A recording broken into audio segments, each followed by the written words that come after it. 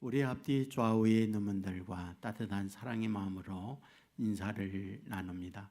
주님의 이름으로 사랑하고 축복합니다.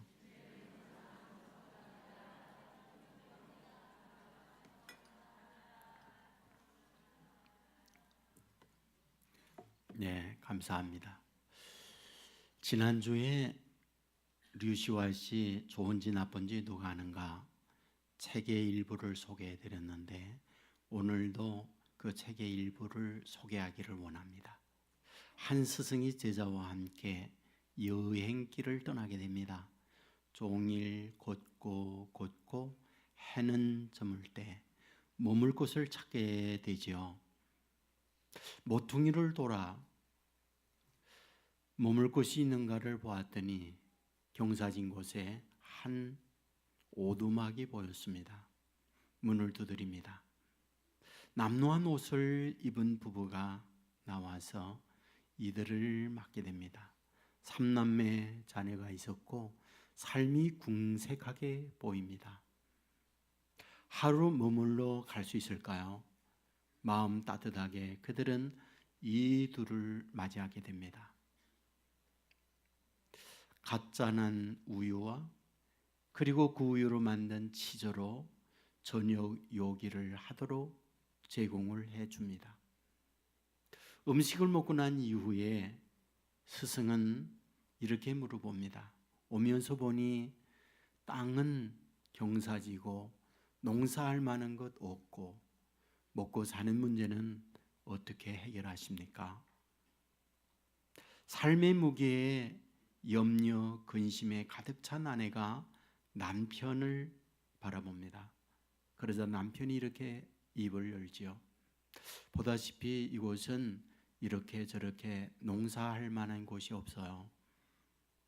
그저 유일하게 깡마른 암소 한 마리가 있는데 그 암소가 젖을 내면 그것을 먹고 살지요. 여유분이 생기면 그것을 치즈로 만들어요. 그리고 또 여유가 있으면 저 아래 동네에 가서 나달과 바꾸어서 연명을 하면서 살아간답니다. 다음날 일찍이 그들과 인사하고 스승은 제자를 데리고 나옵니다. 한참을 가다가 모퉁이를 돌았을 때 스승은 제자에게 이렇게 말해요. 너 빨리 가서 저 암소 낭떠러지로 밀어버려. 이런 청천벽력과 같은 말이 어디 있습니까? 은혜를 잊고 이 가정의 유일한 재산은 암소 한 마리인데 그것을 밀어버리라니. 사실은 이해가 가지 않는 스승의 말에 제자는 추천거리죠. 그때 스승은 재촉합니다. 너 나와 약속을 잊었어? 내가 무슨 말을 하든 너는 따르기로 하고 내가 널 제자로 맞이했잖아. 어서 빨리 가서 암소를 밀어버려. 납득이 안 갔지만은 제자는 가서 그 암소를 아픈 마음으로 낭떠러지로 밀어버립니다. 세월은 많이 흘렀습니다. 그리고 스승과 이제는 독립해서 제자는 홀로 살 때 어느 날 다시금 여행을 하면서 그 길을 지나가게 됩니다. 옛날 생각이 떠오릅니다. 미안함, 굉장히 죄스러움, 용서를 빌어야겠다. 그리고는 모퉁이를 돌아 경사진 오두막을 찾아가는데 이게 웬일입니까? 들어가는 입구부터 아름답게 정리가 되어 있고 꽃이 피어 있고 전과 전혀 다른 환경이 달라졌습니다. 오두막은 간데 없고 화려한 집이 지어져 있습니다. 문을 두드립니다. 점잖게 생긴 중년이 나옵니다. 물었습니다. 이곳에 옛날 오두막이 있었습니다. 그곳에 살고 있던 가족들 어떻게 됐나요? 이사를 갔나요? 아니면 세상을 떠났나요? 중년은 입을 열었습니다. 아니요. 우리는 줄곧 여기서 살았어요. 한 번도 이사한 적이 없고 여지껏 여기에서 우리의 삶의 터전을 잡고 살아가고 있습니다. 그때 물었습니다. 제가 오래전에 왔을 때는 이렇지 않았거든요. 어떻게 이렇게 달라졌죠? 그는 말을 했어요. 우리에게는 암소 한 마리가 있었는데 모래전에 그 암소 한 마리가 낭떠러지에 떨어져 죽었답니다. 우리의 모든 삶의 끈이 끊어졌죠. 그것은 우리로 하여금 슬픈 일이었어요. 살 길이 막막했죠. 하는 수 없이 새 기술을 배웠답니다. 그리고는 쓸모없는 이 땅을 읽으면서 약초를 심었답니다. 아팠습니다. 울었습니다. 하지만 한 해, 두 해 가면서 수입은 늘어났고 그것이 오늘의 우리의 생활을 풍요롭게 만들었습니다. 암소가 죽은 것은 우리 가정의 축복이었습니다. 라고 말하는 것이었죠. 그 제자는 불현듯 스승은 알고 있었구나. 스승은 보고 있었구나. 이 가정의 암소가 축복의 미래로 나아가는 걸 가로막는 걸림돌이라는 걸. 그리고 류시와 씨는 이 글의 마지막 말미에 이런 글귀를 씁니다. 시는 빗둘빗둘한 글씨로 똑바로 메시지를 전한다. 시는 삐뚤삐뚤한 글씨로 똑바로 메시지를 전한다. 오늘 우리가 사는 믿음의 사람들에게도 구불구불한 인생길을 갈 때 있죠. 믿음으로 산다는 말은 무슨 말일까요? 하나님과 동행하며 하나님의 인도받는다. 그런 말이죠. 그럼에도 불구하고 우리의 삶은 구차할 때 많아요. 유일한 암소 한 마리가 낭떠러지에 죽구나. 또는 우리의 원치 않는 질병이 다가오거나. 그래서 모든 삶의 끈이 끊어지는 것과 같은 상황을 만날 수 있어요. 왜 그러실까? 하나님의 자녀들에게 왜 이렇게 매정할까?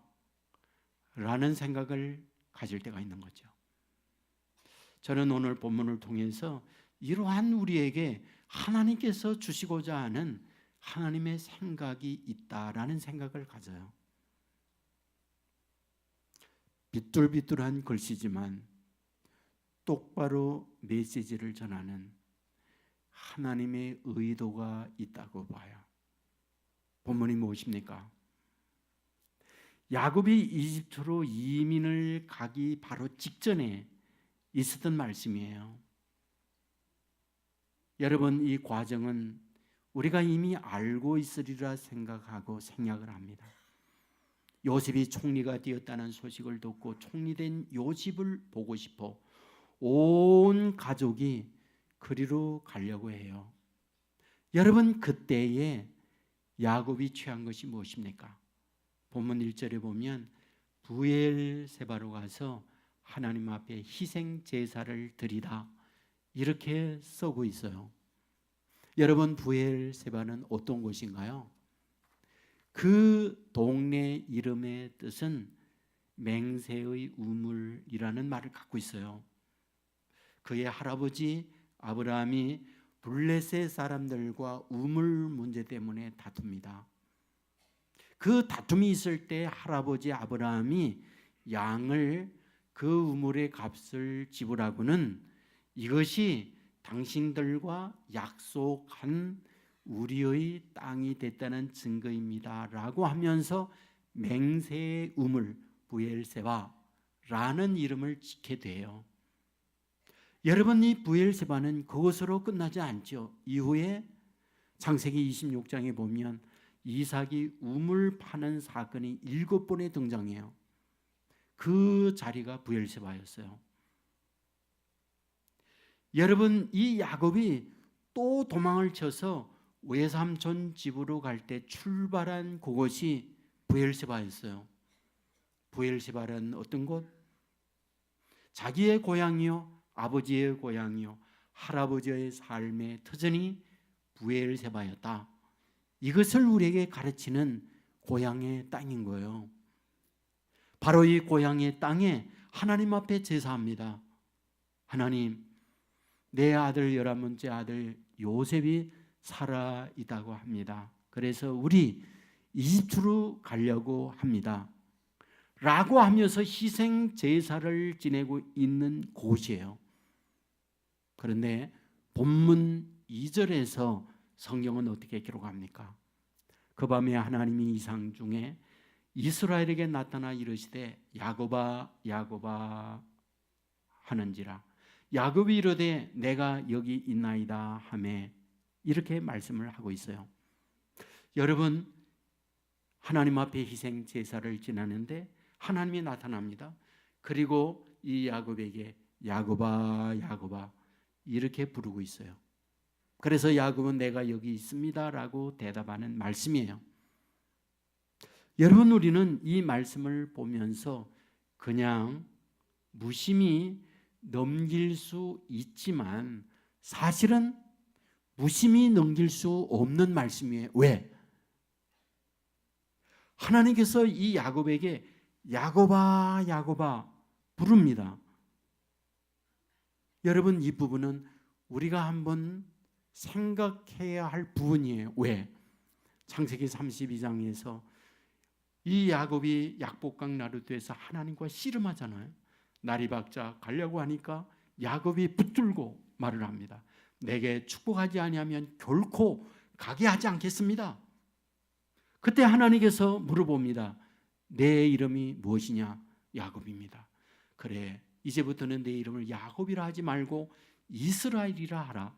계명을 해줘요. 여러분, 이 계명의 내용은 창세기 35장에 또 나와요. 무슨 말입니까? 하나님께서 그의 이름을 야곱에서 이스라엘로 바꾸어 주는 내용을 두 번에 반복해서 말씀을 합니다. 자, 그렇다면 이제 시간이 많이 흘렀어요. 그러면 하나님께서 계명을 한 이 야곱의 이름을 이스라엘아 이스라엘아 라고 해야 되지 않느냐는 거예요. 하나님께서 그의 이름을 야곱에서 이스라엘로 바꿔주었기 때문에 자기가 바꾼 그 이름을 불러주어야 마땅하지 않느냐는 거죠. 그런데 왜 오늘 본문에서 이미 앞부분 창세기 32장에서 35장에서 두 차례에 걸쳐서 내 이름을 다시는 야곱이라 하지 말고 이스라엘이라 하라고 했음에도 불구하고 오늘 46장에 와서 시간이 많이 흘렀건만 하나님은 이스라엘아 이스라엘아 하지 아니하고 야곱아 야곱아 하고 있느냐라는 거죠. 도대체 무슨 의미입니까? 저는 여기에 하나님의 의도성이 충분히 담겨 있다, 저는 이렇게 생각합니다. 이스라엘의 뜻이 무엇입니까? 하나님과 겨루어 이겼다는 말이에요. 하나님은 능력이라는 말이에요. 내 인생의 모든 것이 하나님에게 있다라는 말이에요. 여러분, 이스라엘이라는 이름을 바꾸고 난 이후 곧바로 그 다음 날 야곱에게 주어진 것이 무엇입니까? 여러분, 에서가 20년 동안 야곱을 죽이기 위해서 복수의 칼을 갈고 있었어요.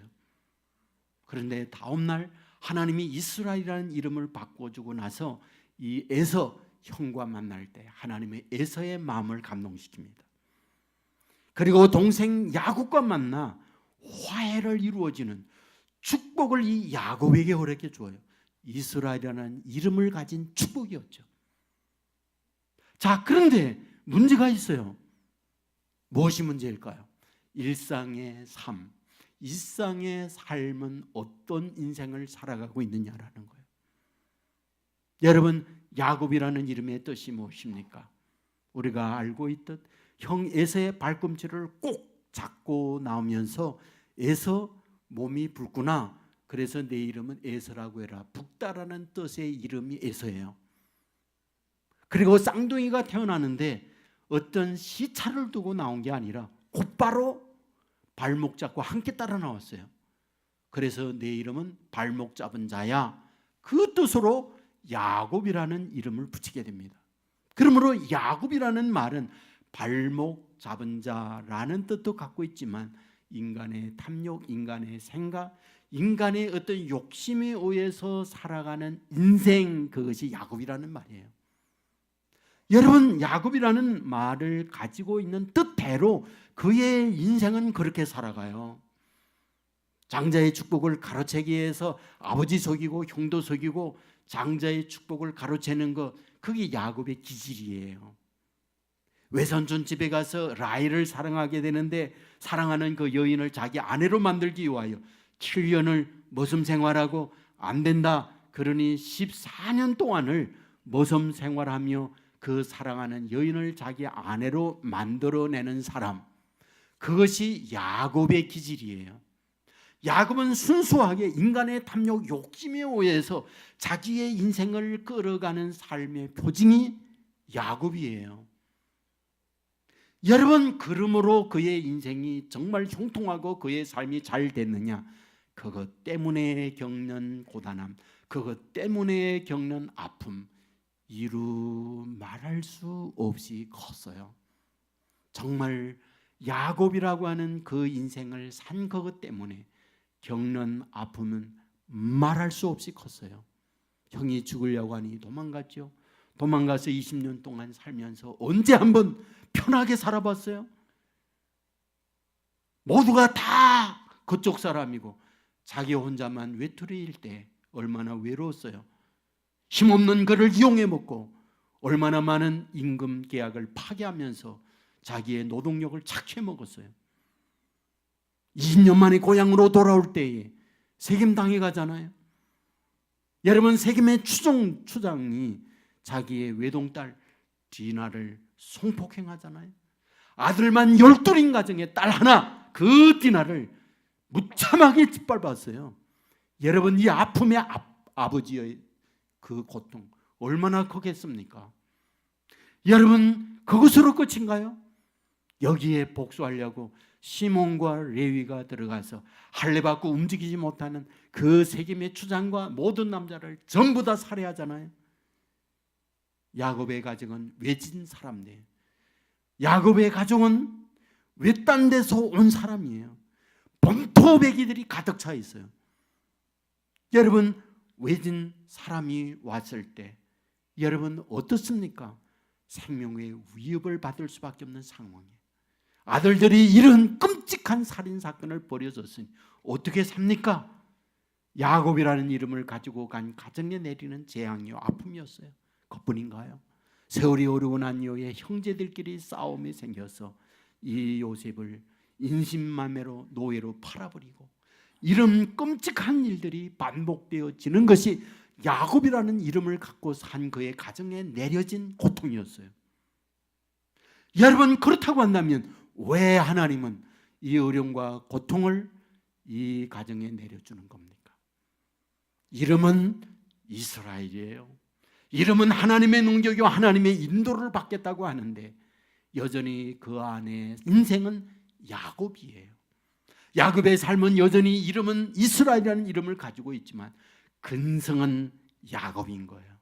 인간의 생각, 인간의 탐욕, 인간의 술수에 의해서 살아가고 있는 이 야곱을 여전히 하나님은 보고 있는 거죠. 그래서 오늘 본문에 보면 하나님이 이스라엘에게 찾아가서 이름을 부를 때에는 야곱아 야곱아 부르고 있다는 것. 계명하는 이스라엘에게 찾아가는데 하나님이 부를 때에는 야곱아 야곱아 부르고 있다는 것. 무슨 말일까요? 실제 그 안에 여전히 야곱이 그 인생을 끌어가고 있다는 것. 이름은 이스라엘인데, 이름은 성도인데 삶은 여전히 불신자처럼 살아가고 있다는 것이죠. 하나님은 하나님의 자녀들에게 하나님의 복 주기를 원해요. 하지만 하나님의 복 받는 그릇이 되어야죠. 여러분, 그릇은 어디입니까? 그 마음이에요. 여러분, 그 안에 여전히 세속적이고 여전히 옛사람이고 여전히 아담이고 여전히 야곱과 여전히 암소가 버티고 있다고 한다면 하나님은 낭떠러지로 암소를 밀어버려요. 때로는 그 야곱을 끌어내기 위하여 이스라엘로 바꾸는 작업을 하게 되는 거예요. 여러분, 그 작업이 무엇이냐? 하나님은 이집트로 가도록 허락하고 있다는 거예요. 여러분, 이집트는 어떤 곳입니까? 이집트는 하나님을 알지 못하는 곳이에요. 여러분, 그곳은 우상이 있는 곳이에요. 자기 할아버지가 그곳에 갔을 때 할머니가 빼앗기는 수모와 아픔을 겪은 곳이 이집트예요. 기근으로 말미암아 아버지 이삭이 이집트로 가려고 할 때 하나님이 나타나서 너 그 땅에 가지 마라, 이 땅에 머물라고 한 곳이 이집트예요. 그런데 왜 하나님은 이 야곱에게 이집트로 가려고 할 때 가라고 허락하고 있는 것일까요? 여러분, 여기에는 하나님의 숨겨져 있는 의도가 담겨 있는 거예요. 여러분, 창세기 15장에 보면 아브라함에게 하나님께서 하셨던 말씀을 기억하시죠? 너의 모든 후손이 이방에 객이 되었다가 400년 동안 그들에게 괴롭힘을 당하고 그 땅에서 너희들이 나온다는 말씀을 했던 거 기억하시죠? 여러분, 생각해 보세요. 여러분, 이 야곱이 그 사실을 알았을까요? 몰랐을까요? 저는 알았다고 생각해요. 한번 생각해 보세요. 여러분, 아브라함이 아들을 낳습니다. 몇 살 됩니까? 여러분, 결혼을 하고 난 이후에 75세에 하나님께서 갈대아 우르에서 부르고 난 이후 100세가 되어서 이삭을 낳잖아요. 여러분, 이삭이 성장해서 몇 살 때 장가가요? 40살 때 결혼합니다. 결혼하고 난 이후에 쌍둥이 에서와 야곱을 몇 살 때 낳아요? 20년이 지나고 60세 환갑의 나이에 쌍둥이 아들을 낳습니다.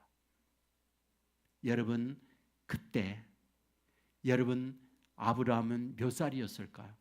아브라함, 여러분 100세에 이삭을 낳았으니까 이삭이 60세니까 아브라함은 160세잖아요. 여러분, 아브라함이 몇 살에 세상 떠나요? 175세에 세상 떠나잖아요.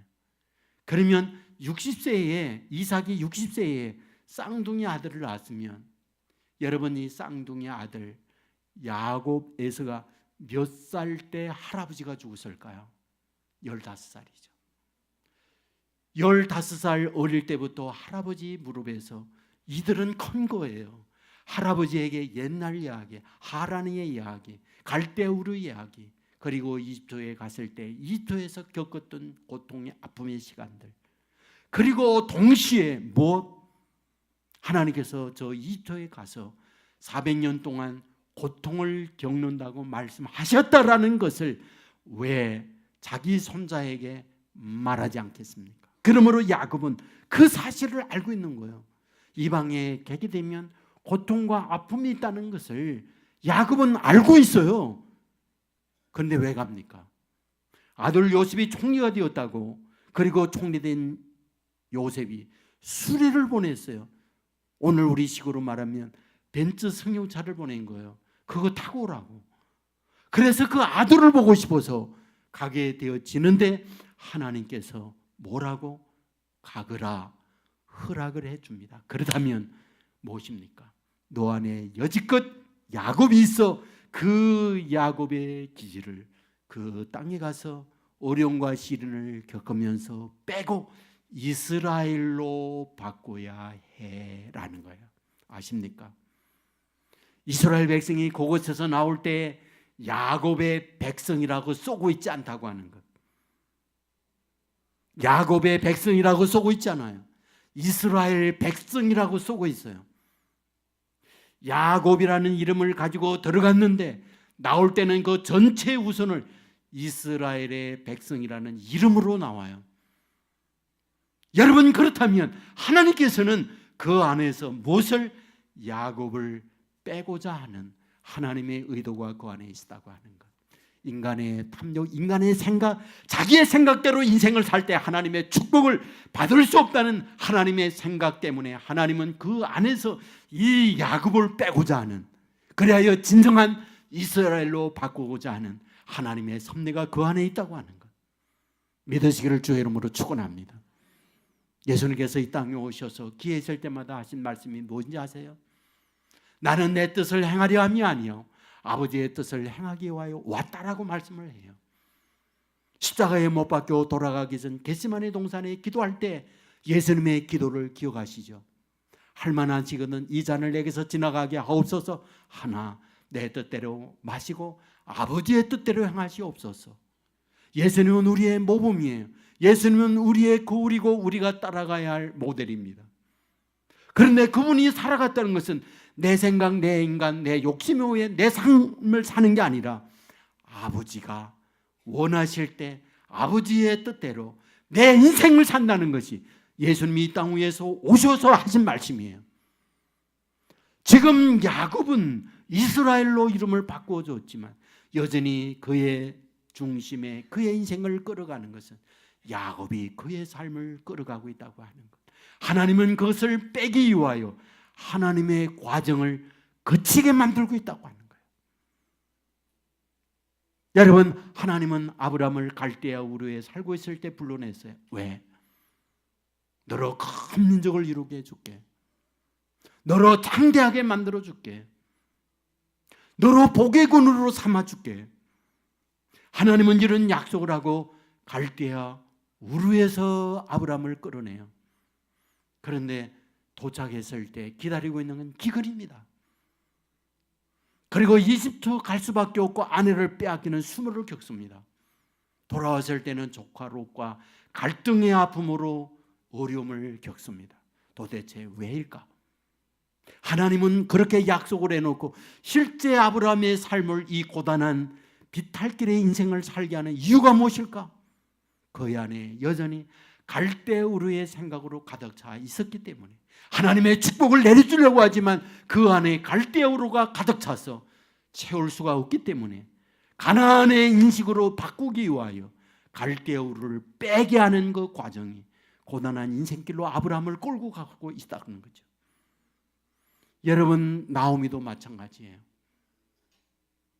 여러분, 베들레헴에서 그는 살았어요. 기근이 있자 살기 위하여 남편과 두 아들과 함께 모압으로 갔게 됩니다.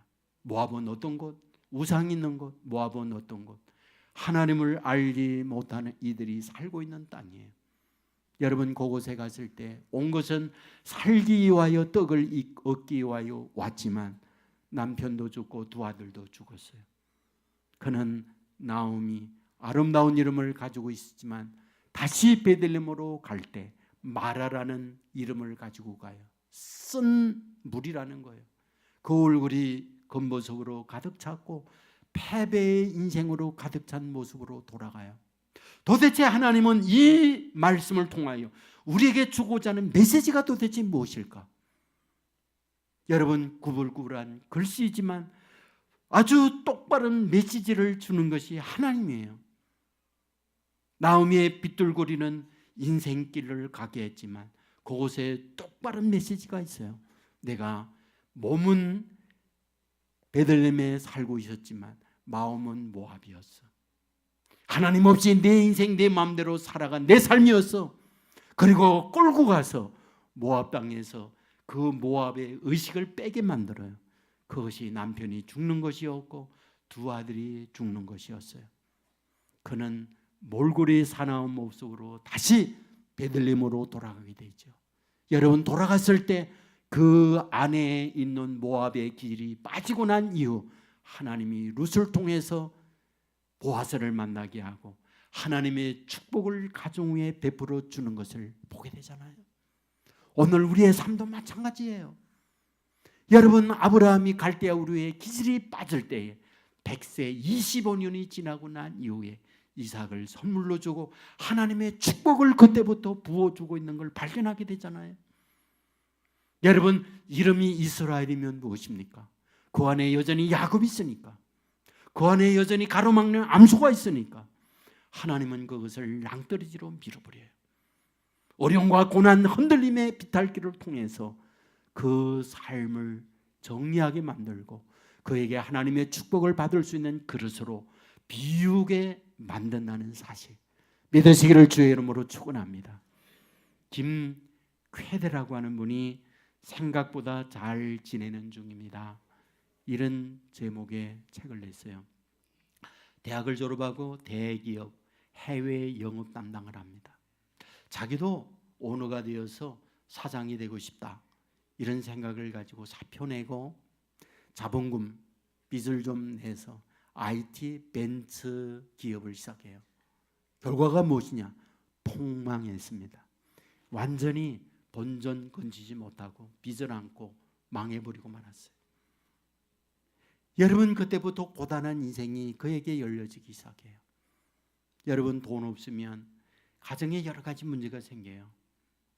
아내도 이런 과정 속에 살림을 꾸려가다 보니 자정 갈등이 생기죠. 아이들 때문에 힘들어하죠. 시댁과의 어려움이 있죠.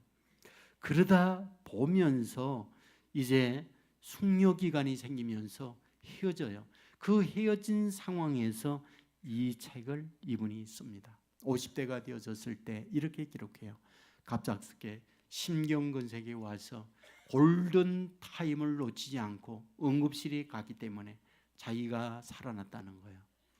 이 책에서 이런 얘기합니다. 학교 다닐 때 초등학교부터 대학 졸업할 때 시험 또 시험의 연속이었다. 그런데 학교를 졸업하면 더 이상 시험은 보지 않겠지 라고 했더니 인생길을 갈 때 너무 답하기 어려운 논술 문제만이 출제되더라. 철학적 인생의 문제들만 계속 자기에게 오더라. 김쾌대 죽었다가 살아났다. 너 그 이후에 어떻게 살 건지 논술해라. 너에게 누군가가 괴롭힌다. 그럴 때 너는 그 괴롭히는 대상을 향하여 어떤 마음을 가질지 논술해라. 주로 이런 어려운 인생의 철학적 문제들만 계속 출제되고 있더라 라고 쓰고 있어요. 그러면서 자기 아들과의 관계적 문제가 소개되고 있습니다. 아들이 중학교 2학년 2학기일 때 학교에서 큰 사고를 쳤어요.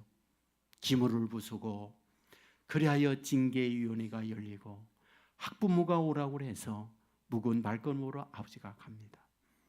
아들이 그곳에서 난장판 이야기를 듣고 사과를 하고 이 아들을 데리고 옵니다. 치킨집에 들어갔습니다. 치킨을 시키고 음식을 시켜놓고 앉아서 한참 먹으려고 하는데 손이 가지 않아요.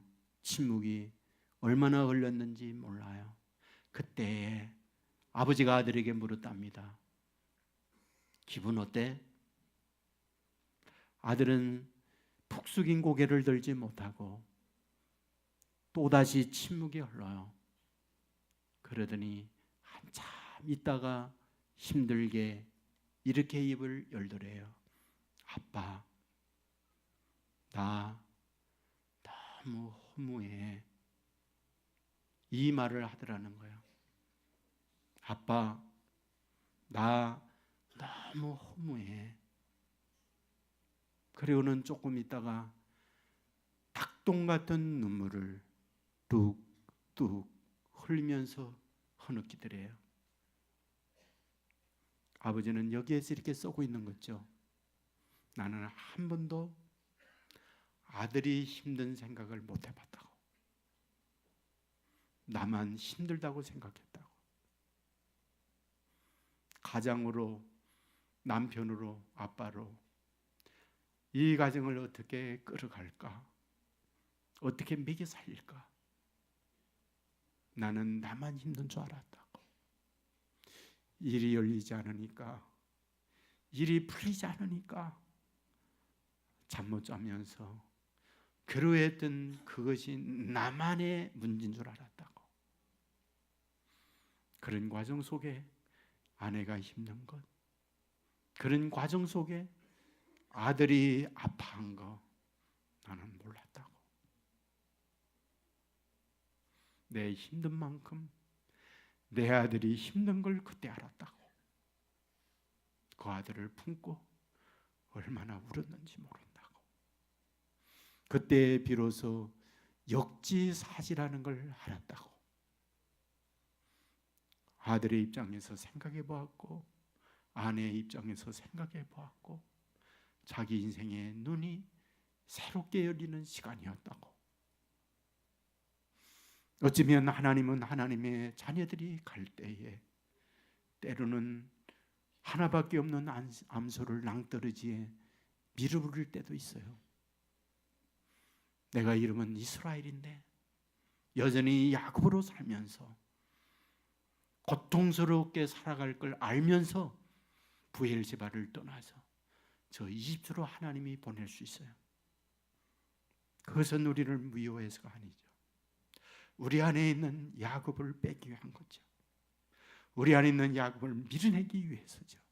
왜? 빈 마음이 되어야 내 안에 있는 옛사람과 아담, 그 사람과 그리고 이 야곱이 죽어야 이스라엘로 바뀌면서 하나님의 약속된 축복을 그 안에 부어줄 수 있기 때문인 거죠. 사랑하는 여러분이요, 우리의 삶에 흔들거리고 구불거리며 고단한 인생길을 가고 있나요? 어쩌면 하나님은 우리로 하여금 우리 안에 있는 아담이나 우리 안에 있는 옛사람이나 우리 안에 있는 야곱을 빼내기 위한 하나님의 섭리가 그 안에 있는지 몰라요. 그것을 빼면, 그것을 비우면 그 빈자리에 하나님의 약속의 축복이 담겨지는 거죠. 오늘 그것을 바라보면서 우리 안에 있는 야곱을 제거하고 옛사람을 빼내면서 주님의 축복을 밟는 것으로 만들어가는, 그리하여 하나님의 축복을 받아내는 저와 여러분의 삶이 되기를 주의 이름으로 축원합니다. 기도하겠습니다.